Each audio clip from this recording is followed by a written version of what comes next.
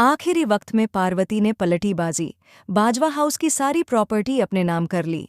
नमस्कार दोस्तों, TV serial Parineeti के अगले एपिसोड में आप लोग देखेंगे कि पार्वती घबराती है क्योंकि पृथ्वी और नीति दोनों मिलकर पार्वती को यह बताते हैं कि अब उसके पास कुछ भी नहीं बचा है।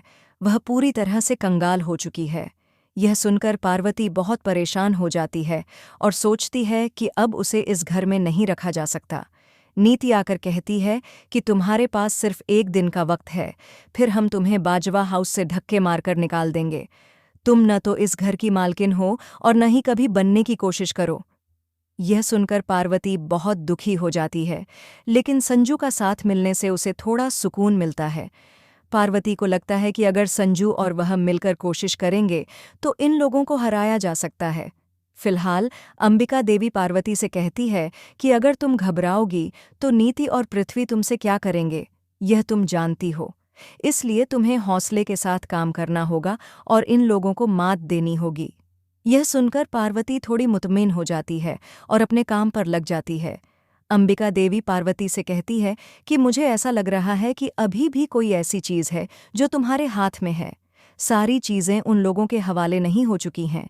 नीति और पृथ्वी ने सारी कंपनियों और प्रॉपर्टी का वारिस खुद को बना लिया है, लेकिन शायद अब भी कुछ ऐसा होगा जिससे तुम अपनी प्रॉपर्टी वापस ले सकती हो। यह सुनकर पार्वती सारे लोगों के सामने एक पेपर लाकर दिखाती है।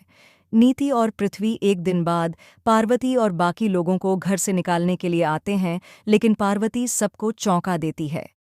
पार्वती के हाथों में वह पेपर होते हैं जो नीति और पृथ्वी के हाथों में होने चाहिए थे, क्योंकि वे ही खुद को प्रॉपर्टी का मालिक बता रहे थे। जब पार्वती वह पेपर दिखाती है तो यह साबित हो जाता है कि यह प्रॉपर्टी अभी भी पार्वती की है।